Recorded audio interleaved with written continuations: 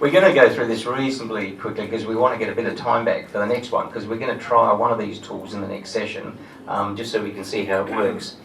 But these tools, it's really important that you think about using some of these tools. Generally, if you've got your plan over the year and you know what you're trying to achieve, and then you come down, well, look, where are we going to start? You know, that's when you might want to work with your team and say, let's generate some ideas about where we might start.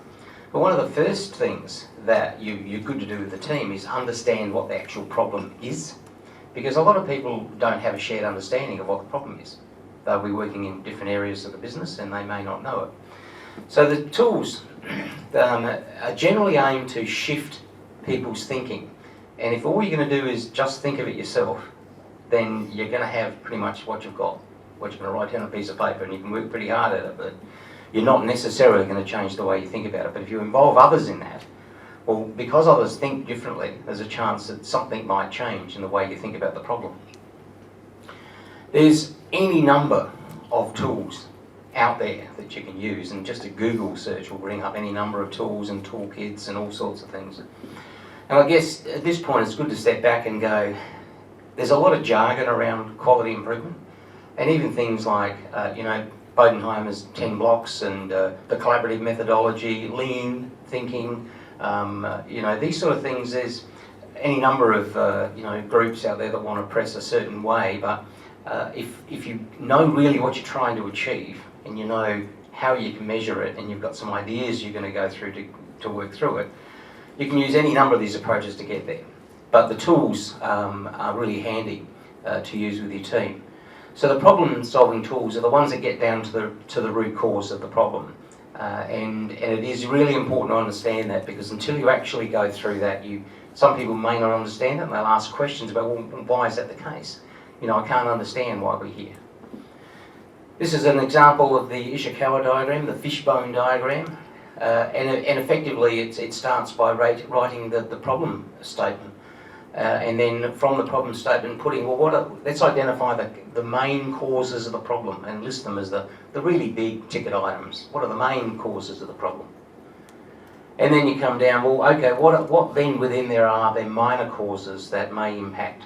And it doesn't always end up being neatly. You may end up with three main causes, or you may end up with three and one completely out of balance. You know, that's where most of the work, most of the problem exists.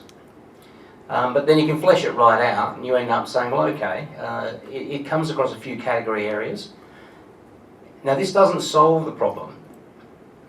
This just says, look, all these things contribute to it. But at least the team has a better understanding when you say, well, what can we do about it? They've got a full understanding a better understanding of the problem. Creative tools. These are used to try to shift people's thinking. And there's a number of these tools out there, but these creative tools are things like brainstorming and stepping stones and these sort of tools and brainstorming, I think, is one of the tools, most people would have heard of that, brainstorming, and it's largely not used well, because most often if you ask the team, well, who's got some ideas? Let's generate ideas. And they probably all look to the person that is in charge to say, what are we going to do? And brainstorming isn't often done very well at all, and you end up with maybe some louder voices get heard better and others don't. But creative tools are really important to work through ideas, because funny enough, when somebody says something that may be a completely stupid idea, and even after a lot of analysis it really is still a pretty stupid idea, it doesn't mean that won't help somebody else think about the problem from a different perspective. And then maybe they can actually say, well, hang on a second, that's not all that crazy. If we actually change it a little bit, it could become a little bit more sane and we can actually work on it. So going out there and being out of left field is actually not a bad idea.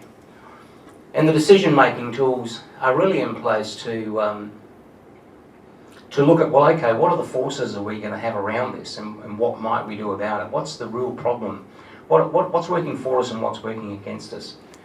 So an example of this is, say, force field analysis. And this just simply looks at, as it currently stands, what are the driving forces that are going to help this work?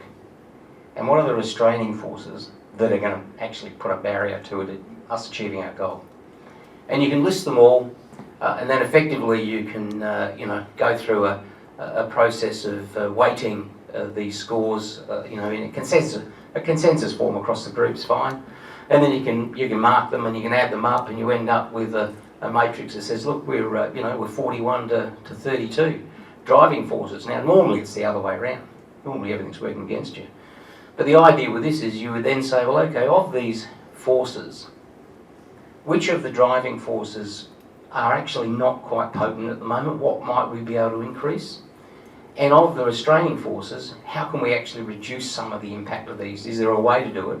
Or are there any others we can add on, certainly from a driving force perspective? Can we add any others, introduce something new that acts as a driver to assist you with getting your change in place? There's a good example of, say, creativity and the way people think about some of the problems, and that's with Edward de Bono. Has anyone heard of Edward de Bono?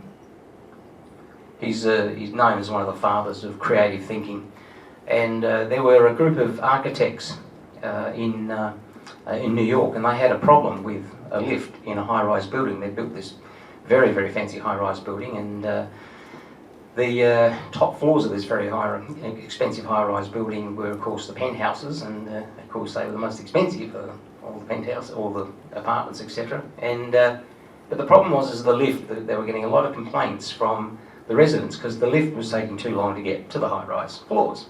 Of course, they're on the top. And they said, look, they've had the engineers look at this, and they've done all they can. They actually can't really now, apart from replacing the whole lifts, which is just a crazy expense. They said, well, why don't we get Edward de Bono to come in and give us a hand with maybe some lateral thinking around what we can do. So they got him to come in, and he went in and had a look at the problem. He said, yeah, I can see the problem. It's taken a fair while to get to the top here. And he thought about it and they said, look, I reckon what you should do is you should put mirrors in the lift. So they went, really? He said, yeah, put mirrors in the lift. So they did, and it certainly did reduce the complaints, because what happened was they actually changed the perception of a person's time in the lift because they had something to do. They could actually look in the mirror. If nobody else was in there, they could actually do their hair.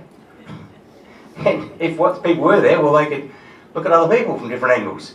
And it actually just changed the perception of time. That's all it did. It didn't fix the problem as people normally look at it, but it made it seem a lot better. So those tools, they can have some benefits if you apply them. The PHN has also got a toolkit on the website, and there's a range of tools in there, and we'll be working with the PHN over after this series to look at adding a few more into that. So there's a resource there. So that'll be the first spot to go for some of the tools, but it is good to work with your teams in that process of saying what is it we can do about it.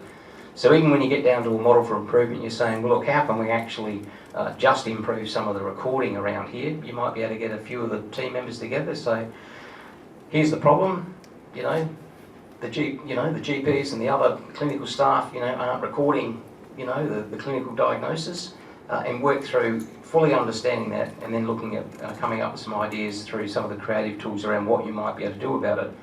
And then as a result of that, you'll have a list of ideas that you can say, well, okay, we might step down that pathway and take one of the ideas, maybe one of the most logical ones to start with, and give it a run, and test some of the changes you might be able to get with that idea, and then move on from there.